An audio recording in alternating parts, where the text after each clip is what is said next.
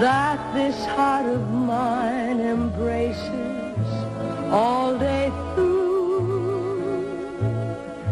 In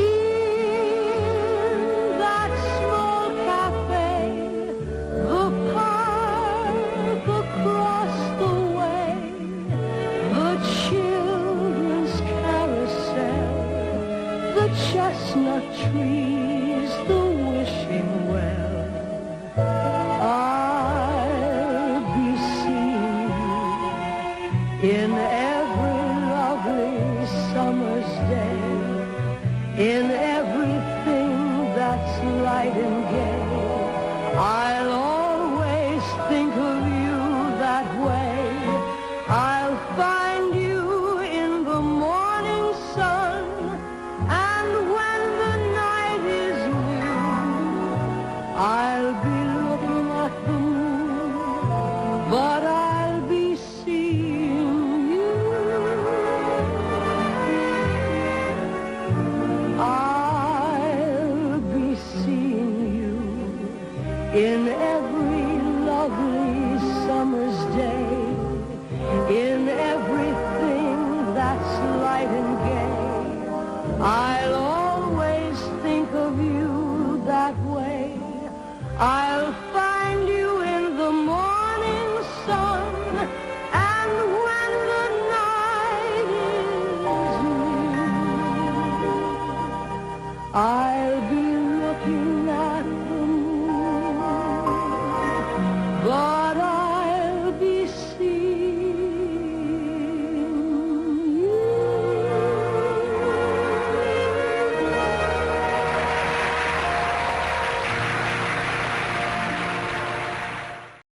Yeah, I'm Colonel James B.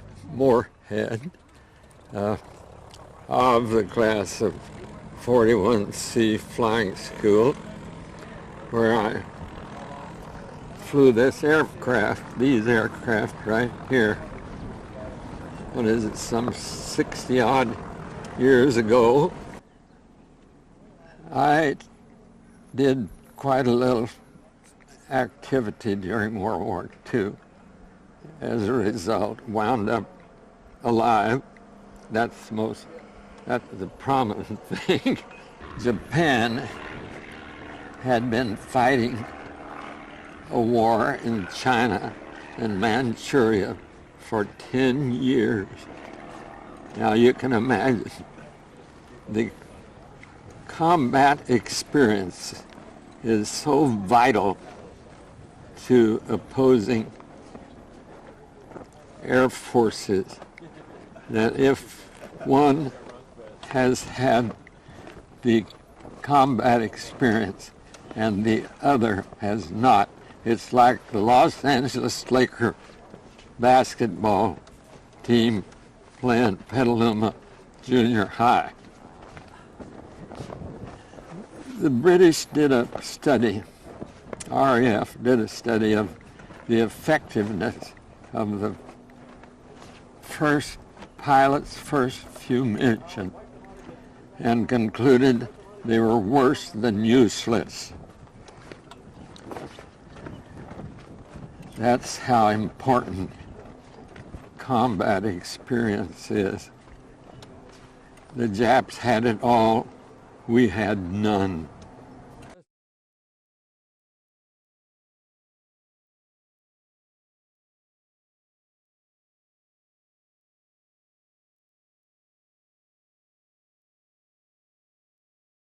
Just about the second or third day we get there, we get a raid and we're scrambled into the air, a bunch of greenhorns who know nothing, can hardly fly the airplane. And here we're going to be tackling these guys with 100 victories in the air over Manchuria and Mongolia and China, fighting those airplanes where they gained all their victories. Isn't it fantastic that a bunch of greenhorns go over there and turn the war around on those professionals? Men who have been raised to seek peace a nation, peace-loving, peace-seeking people, it's a hard chore to turn him around. Well, they did a pretty good job at Pearl Harbor. About the third day arriving at Darwin, we had a scramble. We're flying out over the ocean to intercept.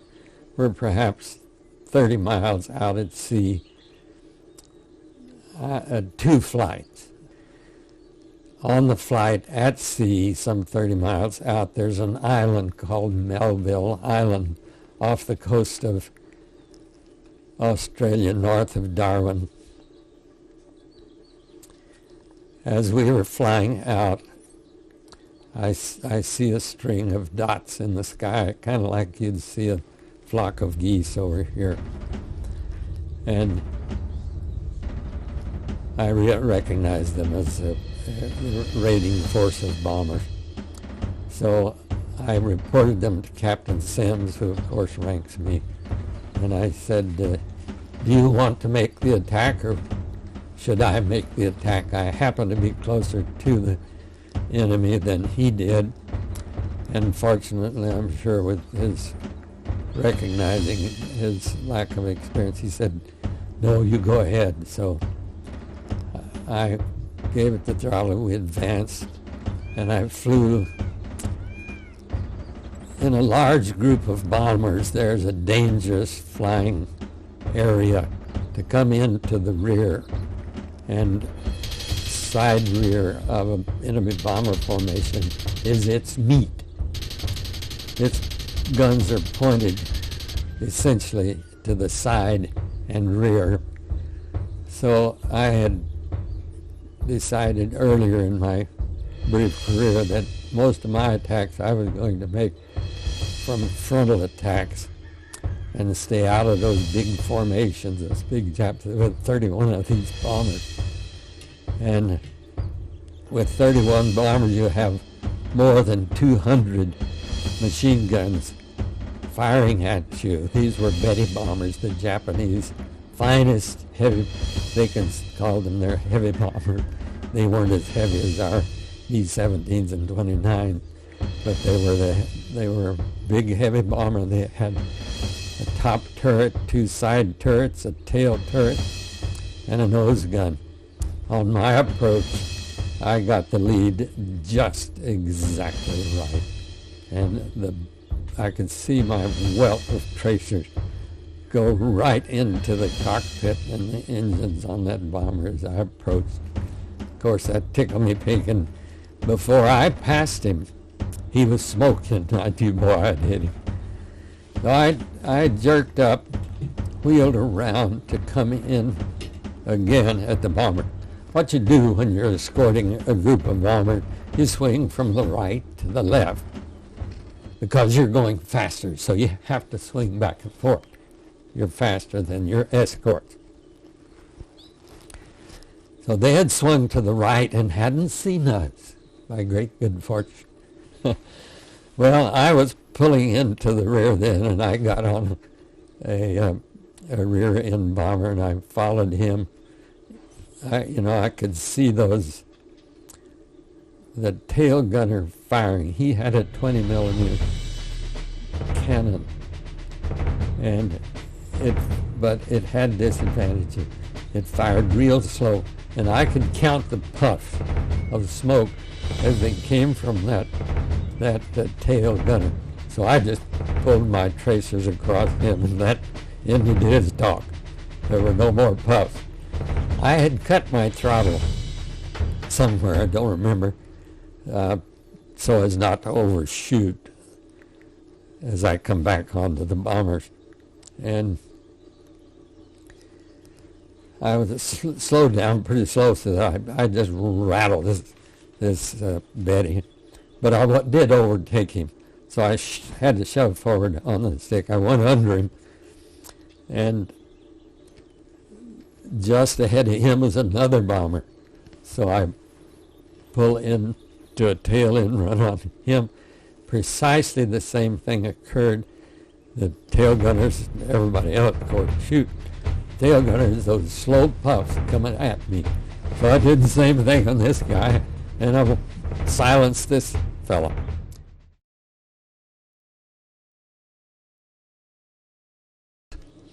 For example, one time we had a raid on an airfield. It was during the invasion, southern French invasion, where the units from Italy invaded southern France. That was a little while after the invasion of the beaches at Normandy. There was an airfield loaded with Ju-88 German dive bombers, and they posed a serious threat to the ships of our invasion.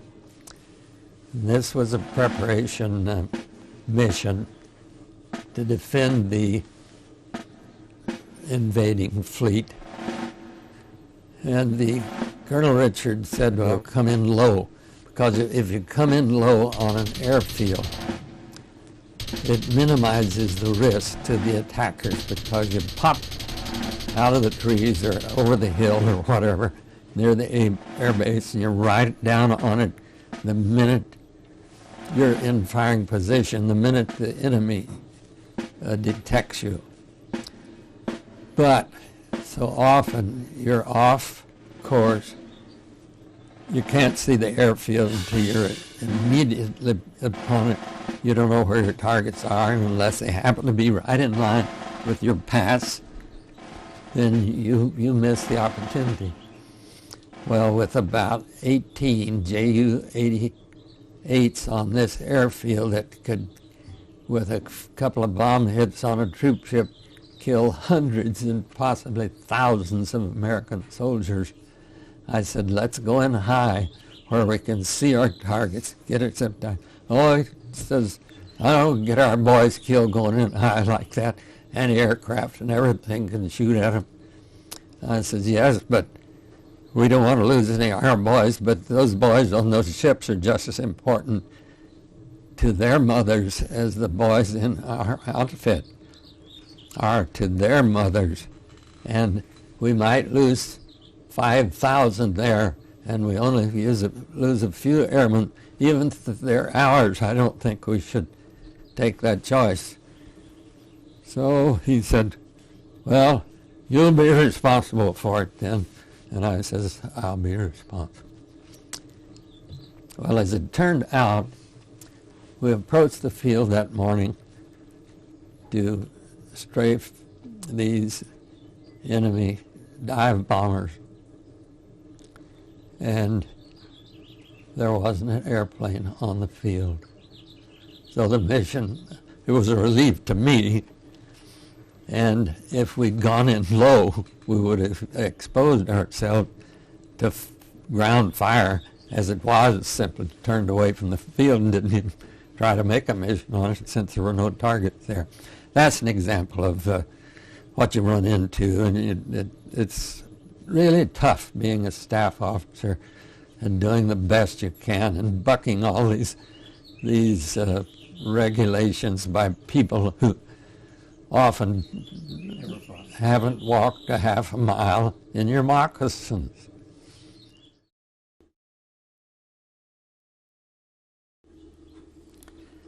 The fighter pilot is on his own, and it's not like on the front. A pilot is pretty much on his own conduct. He can sneak away. And so if you find a successful fighter pilot, you can pretty rest assured that the man has done his chore from within him, not from what a commander told him to do. Spirit of battle. So we're approaching Melville Island, and there were 3 of us heading out over the Sea of Timor, and I dip a wing, look down, and directly below me are 3 Zero fighter planes. Oh boy, just what I'd hoped for and designed this little maneuver for. So I called the flight together. So they weren't quite up with me, and I slowed up and I called them and said, I see enemy fighters below. Close it up. One of the men who had decided not to fight said he had engine trouble and he was going to return to base. Well, the other pilot closed up, and old Kingsley and I wheel up in a big half roll down onto the Zero fighters. We come out behind them just right. I drop down beneath where it's not easy to see behind. We gate on these boys real fast because I've come down from several thousand feet, and I'm going 450 miles an hour, perhaps, flying right up the tail. The tail end shot is the easiest shot. There's no lead required there. Same as a bird. If you're shooting at a quail or a pheasant that's flying directly away from you. Non-hunters can hit a pheasant once in a while because there is no lead requirement. Just point the gun barrel at him and you get him. So for young shooters, their spirits are buoyed once in a while by getting a bird going directly away from him. If he's crossways, you're not going to get him if you point the gun at him. Well, anyhow, I'm thinking, don't shoot yet. Be sure you get at least one of these guys because 3 of them's going to be tough to handle for 2. So I fly up till I'm perhaps within 100 yards of these fighters ahead of me, and I open up on the one wingman on the right, and those 650 caliber guns converging at that point. The airplane just seemed to melt, kind of his canopy and his fuselage in the area of the pilot just melted. Well, I'm going fast, overtaking. I wheel over as fast as I can. Quick left turn to get on the leader of this flight of 3 airplanes. And I rip over him, scare myself half to death. I came so close to him. And there's an incident involving I'll relate a moment later about coming close to this airplane. Then I pull back on the stick and I go up as high as I can possibly go with this speed that I have. I turn over and my wingman, Kingsley, is on to the middleman, the leader, and he's shooting at him. The third man on the left has not been touched, of course, and I'm watching him as my wingman and the other Japanese plane peel off to the right. I come back down. This guy's headed straight toward Timor. Maybe he realized that he's got nobody else to go with him. So I come back down out of in a split S, and I come up behind him again, and I start to shoot. Experience would have corrected that error too. I could have anticipated. Most pilots like to turn to the left because they're right-handed, and it's easier to push that way than it is to push back this way. So it's a good bet that he's going to turn to the left.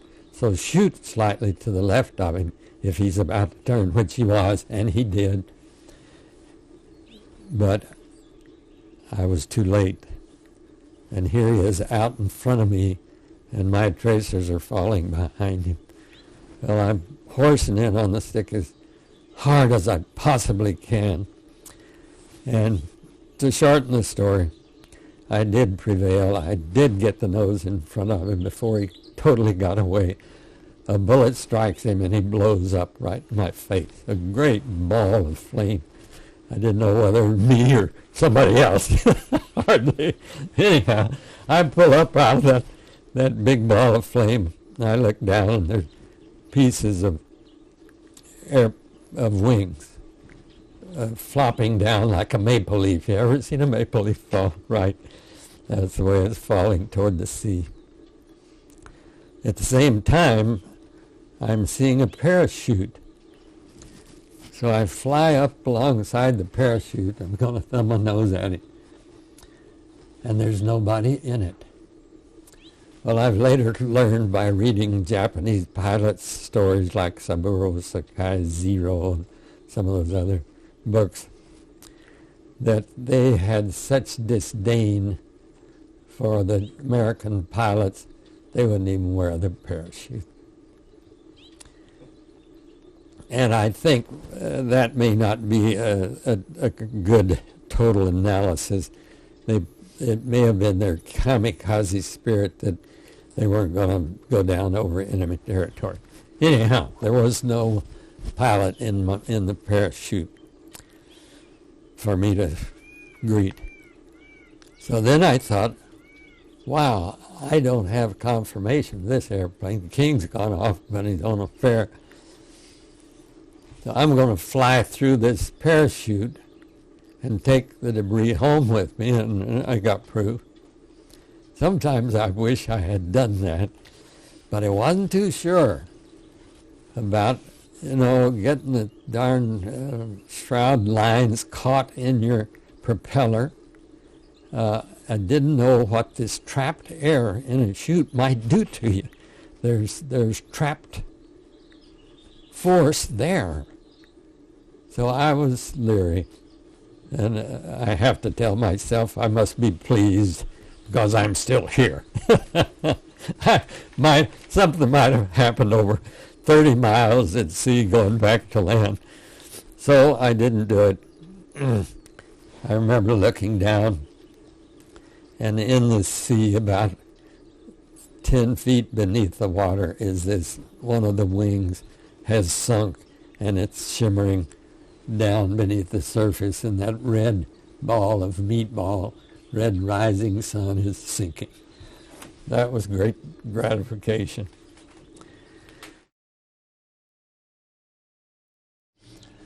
We had a couple of flights that were really something else.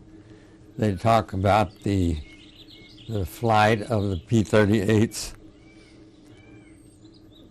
in intercepting the Japanese Admiral Yamamoto, and of course the news media, knowing nothing about details, blow up the fact that that was a long mission. That mission, God bless them and power to each one of them that made it there and back, was about 2/3 the length of the mission we had from Italy to Poland.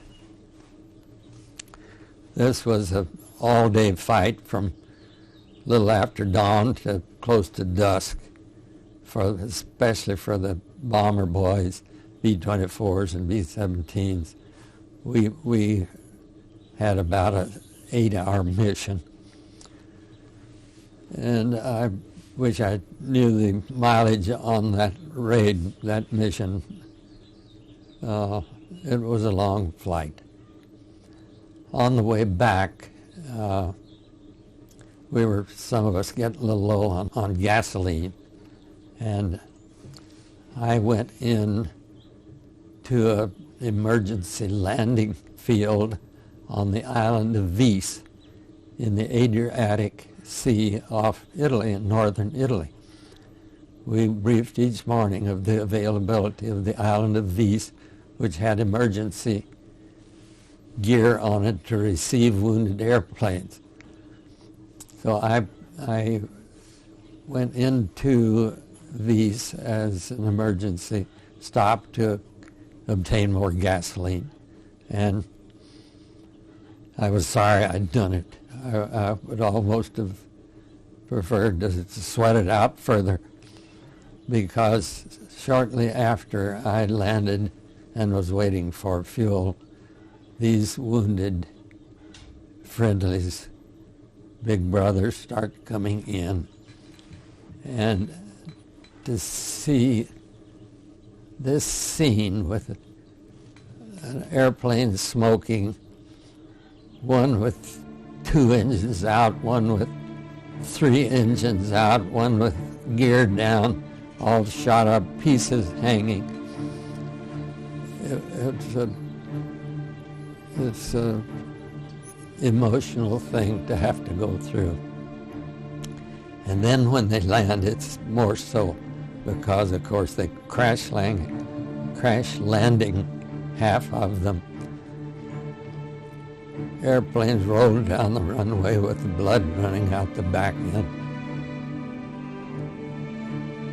Fires and ambulances and bulldozers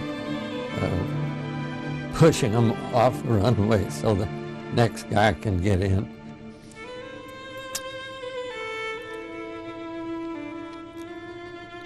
It's hard to remember.